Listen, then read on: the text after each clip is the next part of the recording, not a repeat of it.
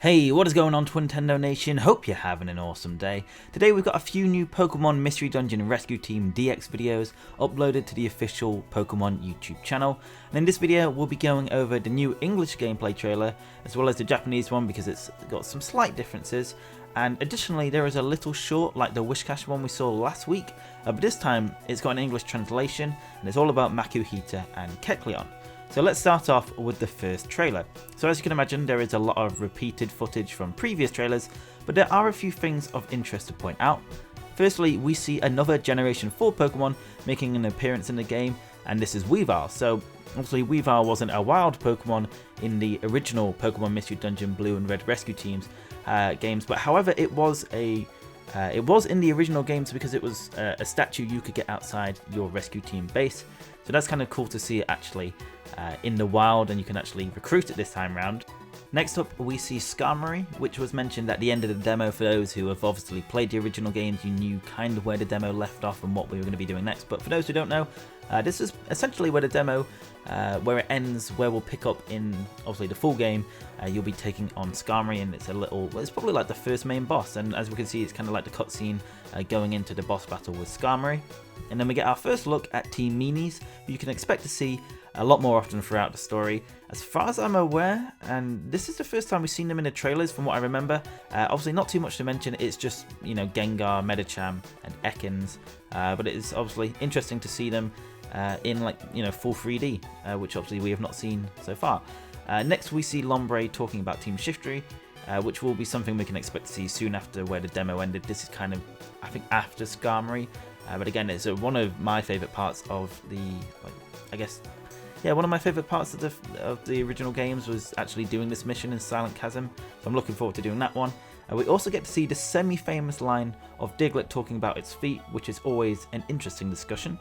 After that we get to see some in-dungeon footage of Uproar Forest, and we can see a chestnut on the floor in the monster house. Most likely this is the mission for when you need to collect chestnuts for the Mankeys. Again, that will become clear for those who have not played it, but again, another interesting kind of thing. I'm not sure if we've seen this monster house before, but this is the first time I've at least noticed a chestnut. This might be repeated footage. But next up, this is the main thing I wanted to talk about today. We get our first look at rescue camps, and oh boy will this divide opinion. So as you know, rescue camps are replacing friend areas from the originals, and for me friend areas were one of the best things about the old games.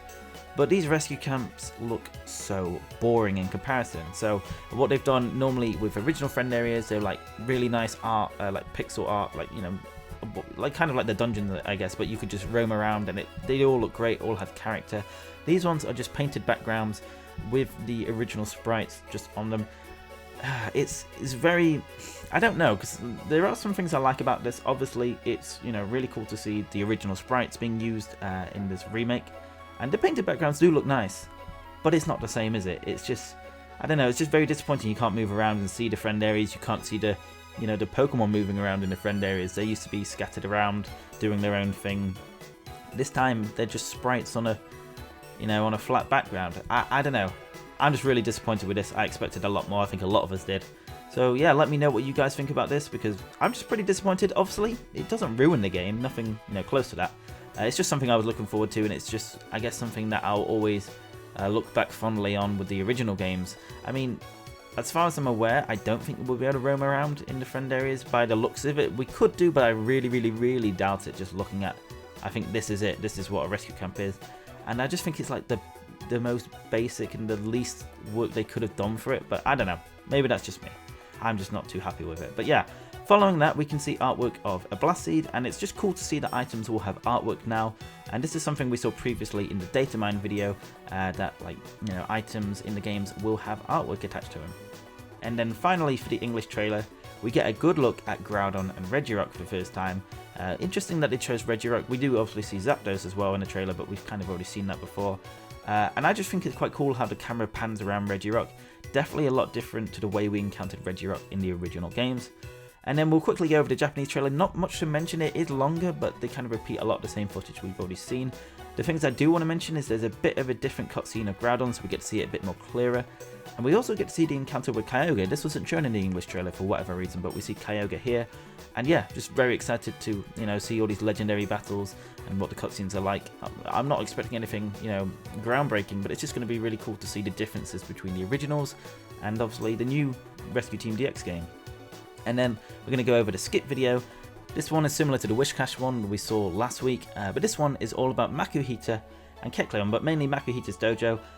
So essentially Makuhita borrowed money from the bank, Wish Cash and Kecleon to build the dojo, and has still not paid his debt, much to Kecleon's sadness, who's obviously a bit like Tom Nook, obsessed with money. I thought it was quite funny, just Kecleon crying, saying he'd not been paid back yet. And then Kecleon was saying how to help out Makuhita, he basically volunteered as a helper and would fight, the challenges at the dojo. And he was saying basically when he was fighting, he doesn't really remember much, he'd just come to his senses and all his opponents were on the ground. And this is very interesting, similar to the Kangaskhan thing from the Wish Cash skit last time. Is basically how Kangaskhan stocks up, stocks the Kangaskhan statues for your items, a bit of mystery dungeon lore and an unanswered question. This might explain why Kecleon is super strong. It just goes into a frenzy, it doesn't remember anything, it just, it's kind of interesting. It sort of explains why Kecleon is ridiculously powerful when you steal from it. And yeah, I just thought it was a cool thing to see. We actually see at the end of the video, Kecleon's taking out pretty much everyone in the town, and even kind of starting on Makuhita because it's just still in that frenzy. So I thought that was kind of funny, but yeah, it's definitely worth a watch. It's 5 minutes long. I'll leave a link to the video in the description because it's just a funny video to watch. But yeah, that's pretty much everything from 3 videos. Obviously a lot of repeated footage, but I just wanted to point out all the new things. We are super close to the release of Rescue Team DX. Comes out March the 6th. That's honestly not too far away. I can't wait for all of us to play it. I'll be making a Let's Play, and I'll even make some top 10s actually, because I was going back to some of my original top 10s, and I actually did a top 10 dungeon video from Blue Rescue Team, and that actually did really well. So yeah, maybe I'll have to revisit that video and see if I want to change that. But yeah guys, if you did enjoy today's video, make sure to hit the like button down below. It really helps out the channel. And of course, if you want to see more Pokemon Mystery Dungeon content, you're in the right place, and make sure to hit the subscribe button down below to become a part of the Twintendo Nation. Anyway guys, thank you so much for watching, hope you have an awesome day, and I will see you on the next video. Peace!